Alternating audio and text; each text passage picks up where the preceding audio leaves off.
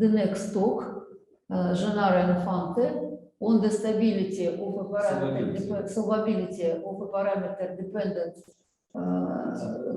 cantilever-type boundary value problem. Okay, thank you very much, Hugo.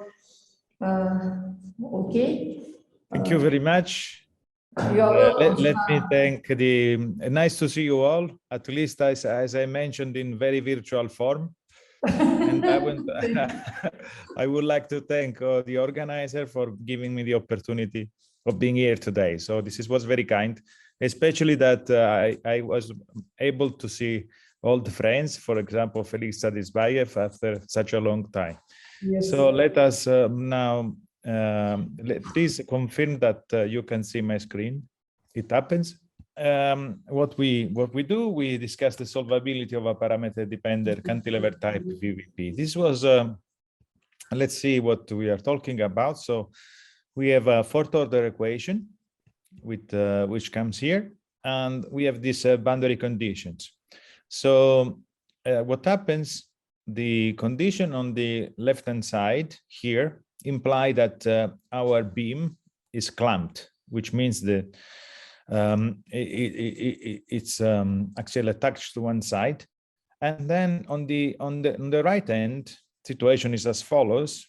So let me, something is okay, like this. So it's clamped on the left hand side and it's free to move on the right hand side, and then you have a load, some weight, for example, some books that you put on your shelves or something like that. This is an object that we all have at home, we usually put books on top of the shelf. So now what happens? The U here is the deflection, is measuring the deflection of the beam when it's going down. So okay, and there has been quite a lot of work on this problem, and let's see, for example, what happens under some mathematical point of view. So here you see, here we are saying that the function and its derivative on the left end of the beam are 0, and then we are saying that the bending moment and the shear force are actually 0 on the right hand. Now, this is the classical cantilever beam, but you can also study some other cases. Let me show you. So what happens is, now we play with the shear force on the right end of the beam. So if you have some quantity, let's say K0, this is a force acting on the right hand. And just a second.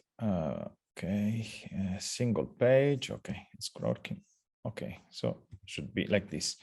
Then if you have some K1 times the solution in 1, then you have a spring, classical spring. And if you have some nonlinear function, let's say call it G, which is related to what's happening in 1, then we have, here in this case, we have a model of a spring with strong nonlinear rigidity. And then you can have also this case over here. Instead of having measuring what's happening in 1, here you have some feedback control mechanism. So if you go back to the beam, it means that you have a sensor located somewhere else, let's say in a half. And what you do is you measure the distance between the rest condition in this point of the beam, and then you have this control process, which is saying I will play with the shear force in some way which is related in a nonlinear manner of what's happening. It's the other one of what's happening in this point eta of the beam. So it's interesting that under a mechanical point of view, this here. Under mechanical point of view, this is an example of a non-local boundary condition which has mechanical meaning, and it can in fact occur when when you deal with some practical problems. Okay, so there has been quite a study on this type of equation and boundary conditions, and by many authors. Some of those are more interested in the mechanical meaning of the equation and the boundary conditions. Some others they study the problem as a mathematical, let's say,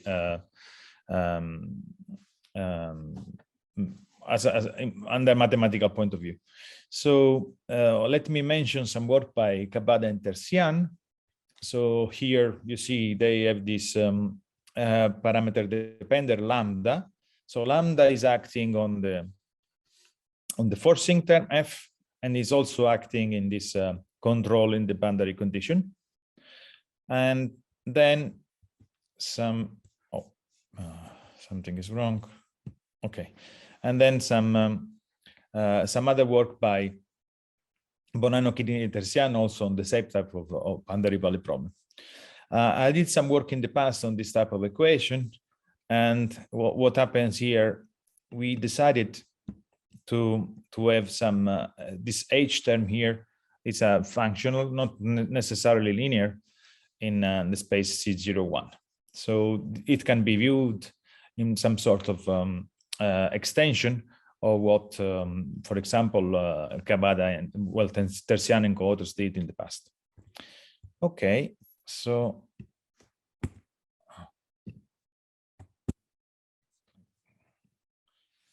if you look at the case of higher order dependence in the differential equation, here you have your forcing terms only depends on the solution.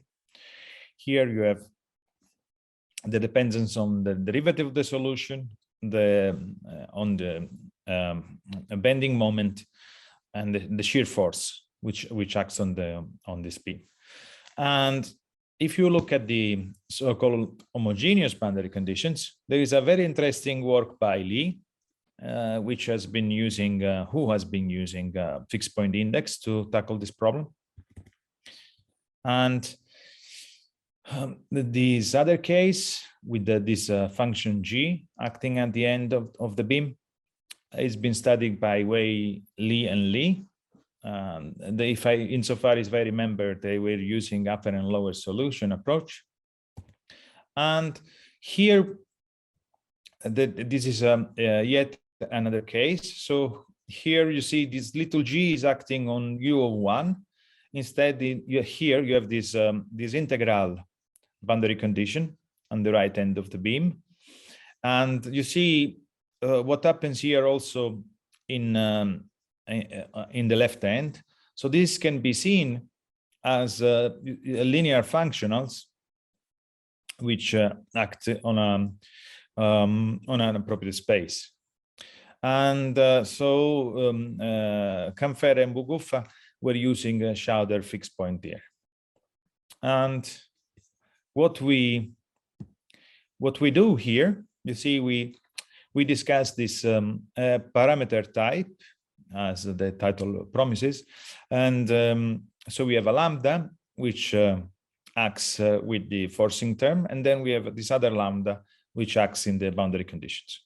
And what we do here is that we allow H to be a suitable compact functional in the space C3. And furthermore, let me mention that it is not necessarily linear functional in this space, so we'll see some example in a toy model. Well, yes, in a toy model later on. And how we do it, I will be using some somewhat neglected in literature result, which is very beautiful, and it can be seen as an extension of the classical Birkhoff-Kellogg theorem to the case of cones in infinite dimensional Banach space. So this is a very beautiful results, And for me, it's difficult to pronounce. Irina will be much better than me to do it, but due to Professor Krasnodębski and co-author. And so what we need here, we have a cone in a Banach space.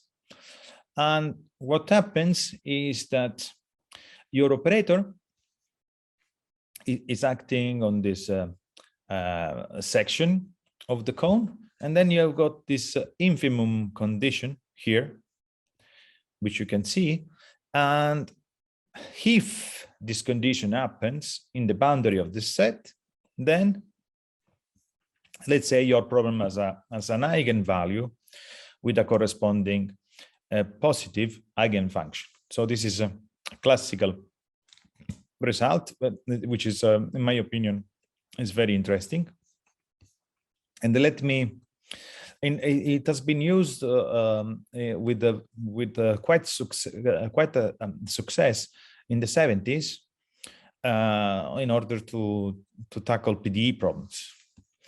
And okay, so let me move on to an illustration of what's happening. So in practical terms, when you want to apply this theorem to a differential equation, typically you have some cone, and your operator is we define in this let's say gray shaded area, and the important thing is that your mapping, your operator maps the cone, this section of the cone, to itself. It can be undefined in this area, and what you do is you investigate on what's happening in this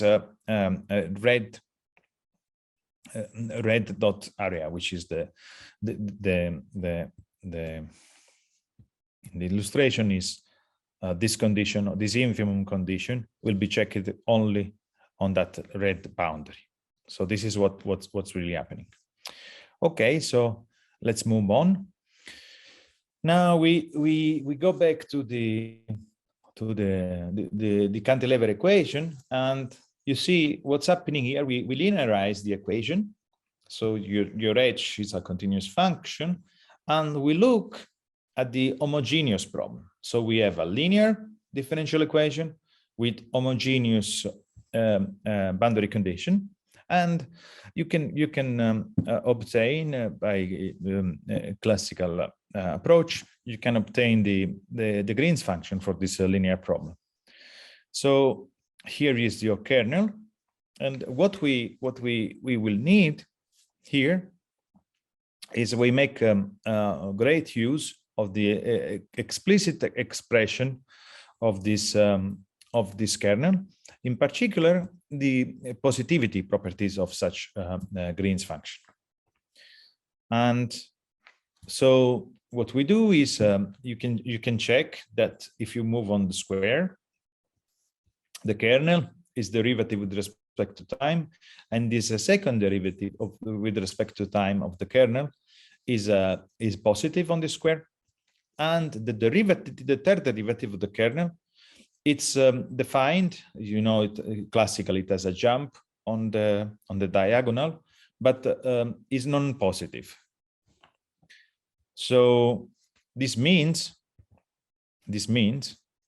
is that if you look at this function, so it means that if your h here is non-negative, then a solution is going to be positive, its derivative is going to be positive, its second derivative is going to be positive, and the third derivative is going to be negative. So this is what these calculations illustrate insofar as the linear problem is concerned. Okay, then what we do is we now look at this linear problem once again. So you get the fourth derivative is 0, and then here I plug in the boundary condition this 1, and you look for the solutions of this boundary problem over here. So you can do it, and this is what you get. This is your function gamma. So gamma will play a very interesting role in what's happening here, because what is our plan? Let me go back to original problem. What is our plan? We are going to decompose this this problem. We're going to build a solution operator for it, and what we do is we split the solution operator into terms. One which is coming from the nonlinear term f, and with homogeneous boundary conditions, and then there is another bit which will be the contribution given by the boundary conditions. So what we do is we will rewrite the problem as a perturbed Hammerstein integral equation. So this is our task. In order to do it, let's go back. So we'll make use of gamma and its property. Once again, you obtain that gamma is non-negative, first derivative is non-negative, second derivative is non-negative, and the third derivative is negative. This is on the interval 0, 1. So let us benefit of this calculation, and let's go back to our setting. So we work in the space C3 with the maximum norm, and here is our friend. This is the perturbed Hammerstein integral equation, which I was mentioning to you. So our problem is decomposed by the sum of this integral plus this perturbation term, which takes into account the boundary condition. And of course, we have our parameter lambda. So we say that lambda is an eigenvalue for the problem with a corresponding eigenfunction if this couple U lambda satisfies this Hammerstein integral equation, perturbed Hammerstein integral equation. So this is our setting. Okay. So now, as I promised, we will use a cone, and this is the cone that we'll use. So we take the cone of functions in C3, which have this property. You remember the condition, the derivative, the positivity condition on the kernel and on function gamma, which happens here. So you remember gamma and its derivatives are non-negative except for the third one, and so goes with the derivative of the Green's function.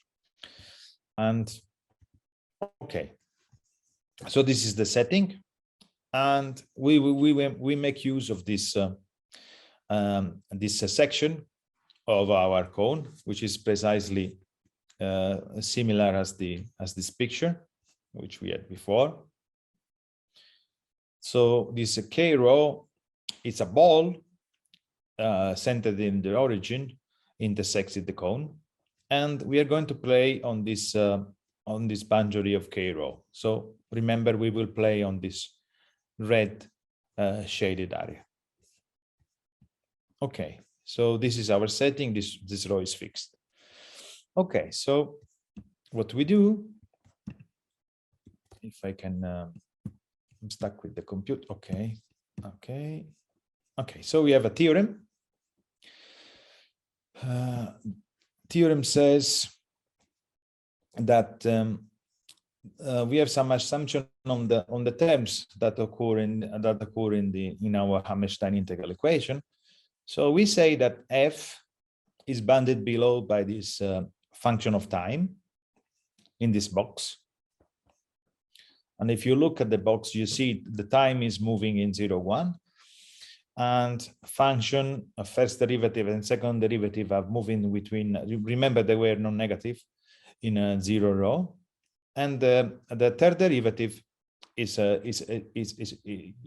z is playing between minus rho and 0. So this is the first assumption. Second assumption that we have is some assumption, remember, on the contribution in the boundary condition by this operator H. So we say that is acting essentially positive on the cone because this on the section of the cone, because of this constant eta rho is non-negative, So what we do here, we're saying we can find the same as f. We are looking for lower bounds here. So here on the first part, on assumption A is looking for a lower bound in time for our nonlinearity f. Here we are looking for a lower bound for the functional boundary condition. In practical terms, you can get, for example, you can use a 0 here as a lower bound if your functional conditions are always non-negative. And moreover, now we have this, we call xi, the integral between 0 and 1 of this quantity. Remember delta, which occurs in this estimate, is this delta over here, this delta rho. So there's a misspelling, a rho is missing here. So you call xi rho this integral, and then you assume that this inequality holds. If this algebraic inequality holds, then your boundary value problem has a positive eigenvalue with an associated eigenfunction within the cone. So in particular, our eigenfunction is non-negative, non-trivial, because it stands in the boundary, and we have these estimates, this property regarding the estimates and the positivity property of its derivatives. Because you see, you localize it precisely in this red shaded area, which I've shown you before. So the proof is nice and easy. So here you considered your as I promised, I was going to decompose my operator T in the sum of two operators. So I call big F this part, and then I define this operator gamma as the function gamma of T times H of U. Then you can show that the operator T is compact. This was our first ingredient. It maps this shell of the cone into itself, not in the shell, but in the cone. And you have some compactness property. And moreover, now we take, if you remember the Birkhoff-Kellogg theorem, the Krasnodębski version of the Birkhoff-Kellogg theorem, now we need to play with this infimum on this boundary. So we are here, and we look at what's happening here. Let's go back to the integral equation. Okay, so we take a U in the boundary of this set, and what you do is you seek estimates. And I was mentioning in this 9, we are bounding our operator T from below by this quantity.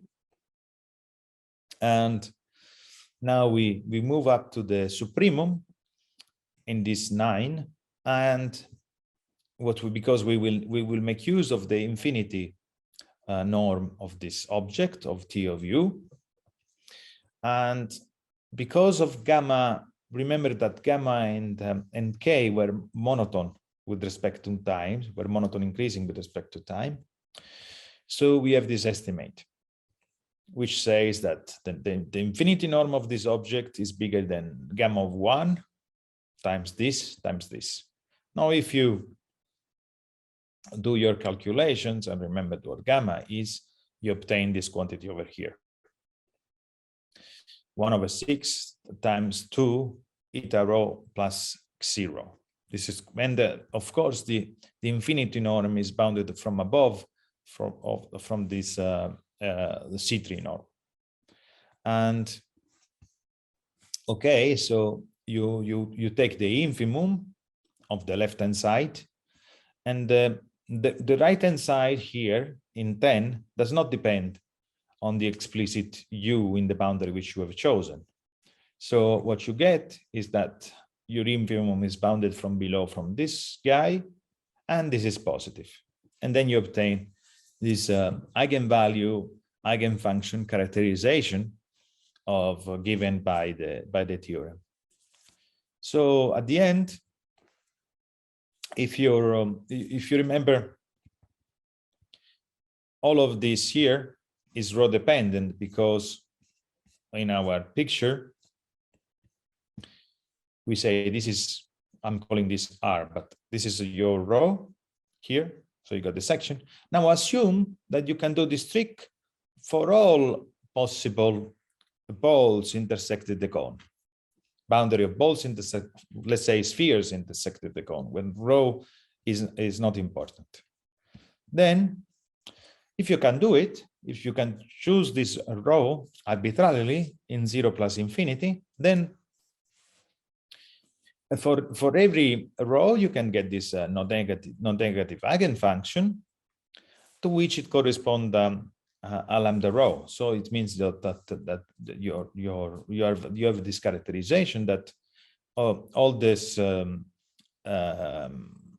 so you localize the eigenfunction by their norm. So for each value of these norms, then you get a corresponding eigenvalue. This is what the result says. Okay, so let's see some application of this. Let's go back to a toy model. So here we have lambda times t times e to the power of u times this. So this is a nonlinearity f. This is what we call f with the parameter lambda. And this is an example of a boundary condition that you can consider. So it's here I'm decomposing this as this u of 1/2, which is non-local. Then we have some integral type boundary conditions on this 0, 1 times over t cube times the u second, and you do the calculation for this. You fix rho, and in this case you can get as a, remember we were playing with this function delta, which is acts as a lower bound in time, so you can take this as t, and so far as the estimate from the contribution of the functional, which is acting on the boundary condition, then you can use this 1 over 1 plus rho squared as a lower bound. And so you compute this x0, this is 1 over 20. And if you sum those two guys, they're both estimated from below from this quantity. So for every row, you have these lower estimates. So your condition, which acts here, is satisfied for your row.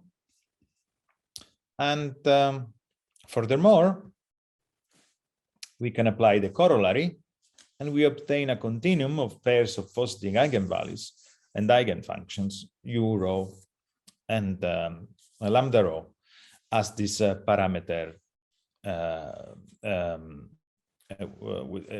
which is the radius of the ball intersection the cone, which is rho, varies. So you have this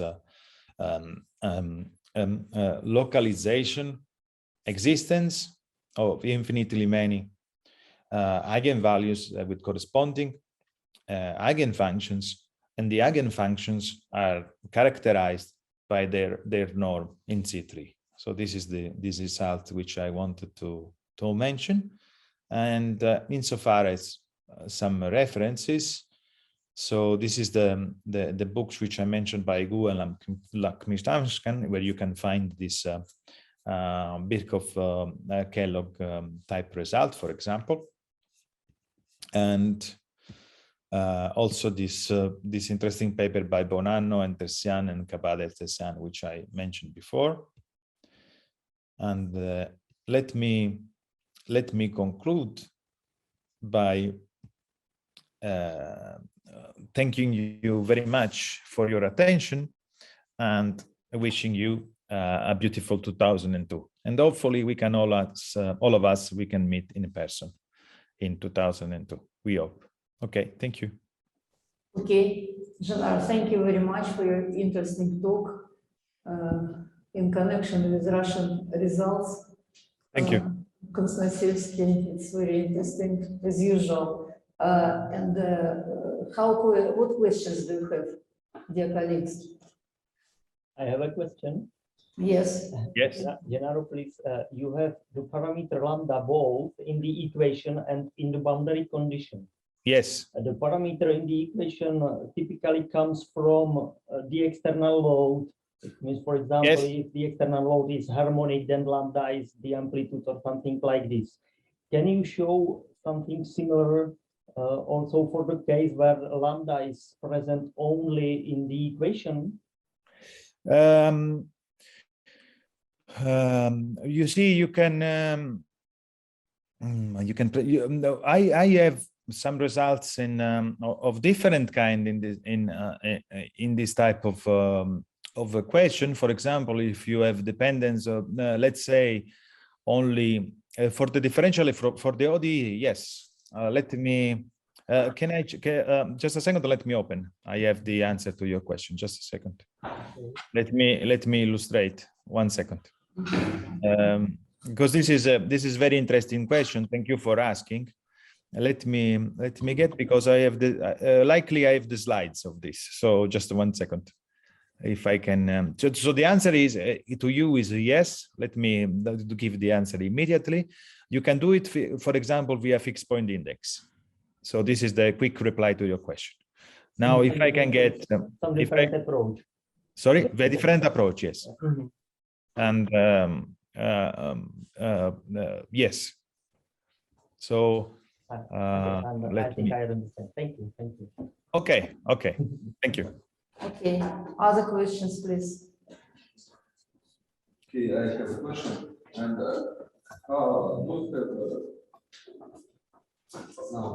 I had some problem with your microphone. Can you? I can hear Irina, but I cannot hear you. Okay, so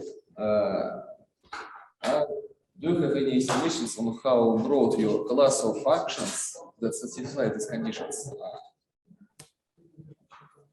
So, for example, we have we have an example